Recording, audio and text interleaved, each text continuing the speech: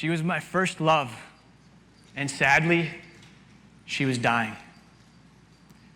No one was willing and able to administer the cure because it was expensive, time-consuming, and required a lot of work. But hey, if it was easy, I wouldn't do it. Easy is boring, and boring is absolutely no way to spend the precious few sentences that we get to write on the pages of history. I'm Ybarra. I choose to do things the hard way. This is how I saved the Matahe. A buddy of mine invited me on a trip. He said, "Nick, I'm borrowing the church's 15-passenger van, and I'm heading out to the Matahe. Do you want to come?" And I said, "The Mata, what?" And he said, "It's a 100-mile mountain bike trail in the Badlands." I jumped in. We pulled into Magpie Campground at midnight. I set up my tent in the headlights, and I woke up in the morning to the most beautiful scene I had ever witnessed. Climbed out of my tent, and I saw the raw, rugged buttes, multi-layers of earth, all reflecting the pink hue of the clouds in the blue sky. Vast canyon, golden prairie grass gently blowing in the wind, and the smell of juniper trees and sagebrush filling the air. It's no wonder why Theodore Roosevelt said that this is the place where the romance of his life began. I jumped on my $150 Schwinn mountain bike from Walmart, and I headed south.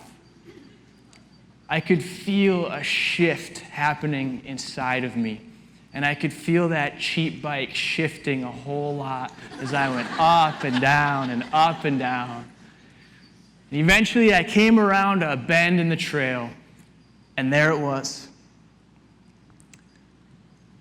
Devil's Pass. I stood there in awe, looking out into the wilderness, and I realized I had found what my heart had been yearning for my whole life: adventure.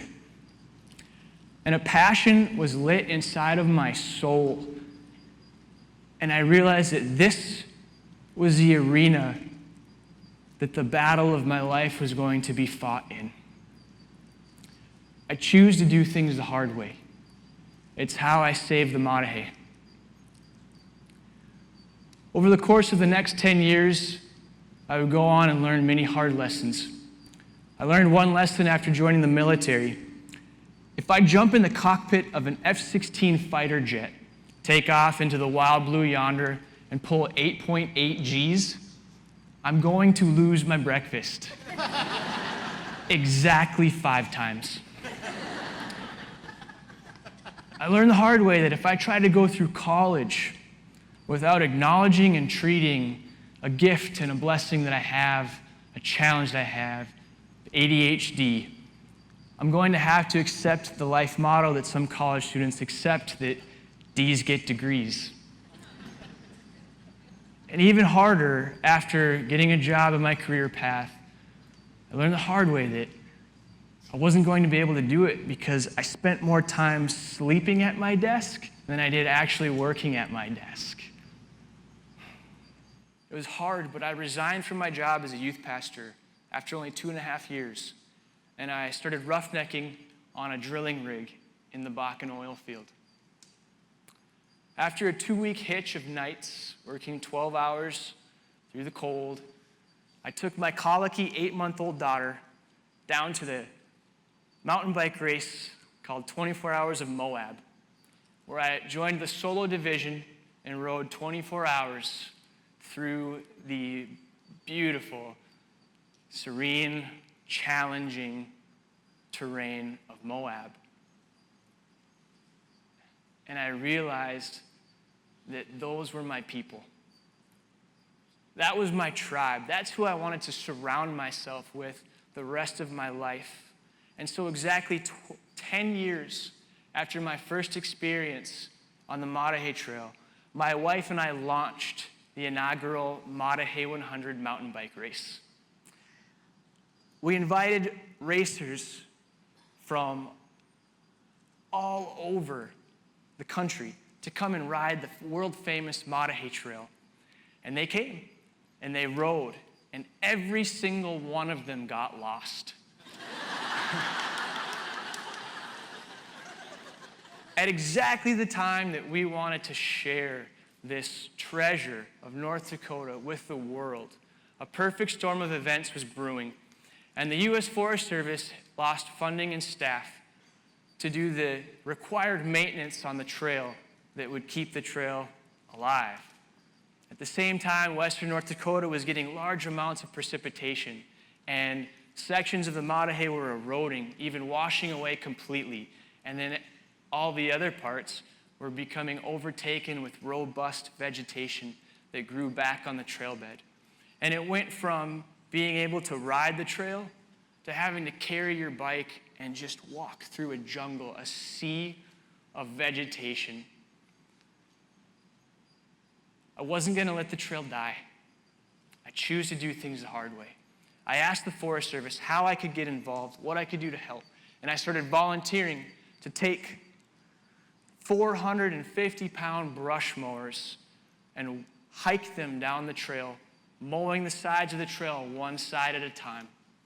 Friends started to join me, join the fight, join the cause, and together we would mow, we would string trim the trail bed, taking it back, cutting branches with hand saws, and digging dirt.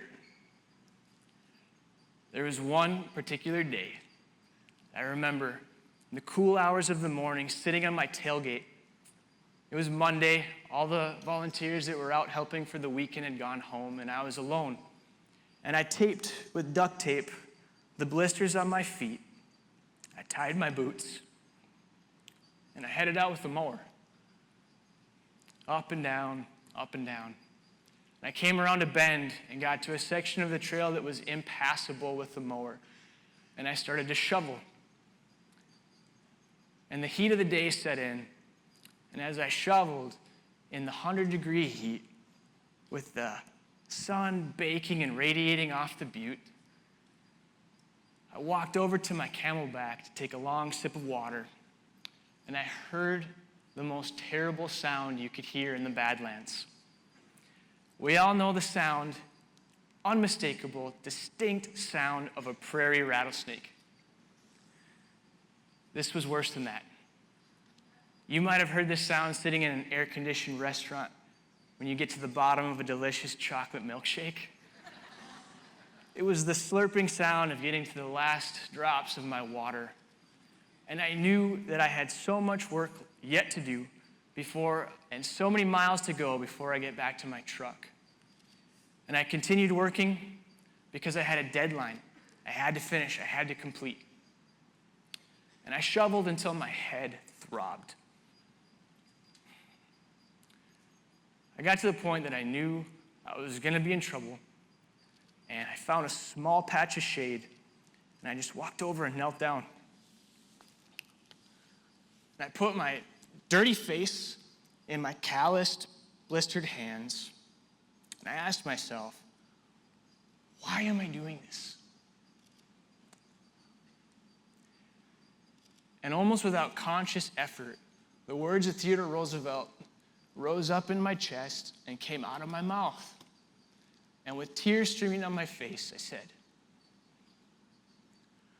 "It is not the critic who counts, not the man who points out where the strong man stumbles or where the doer of deeds could have done them better.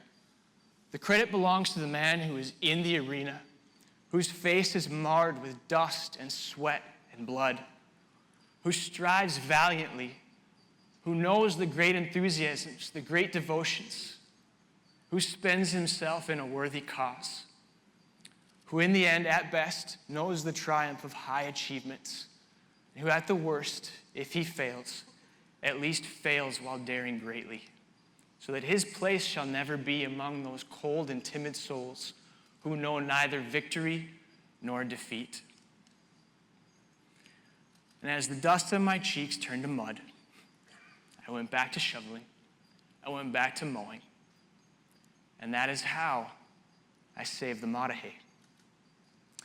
I challenge you to choose to do things the hard way. And I invite you to come and experience the magic of the Badlands. To challenge yourself to see if you have what it takes to experience, to ride, to bike, to enjoy the Materhe Trail. Thank you.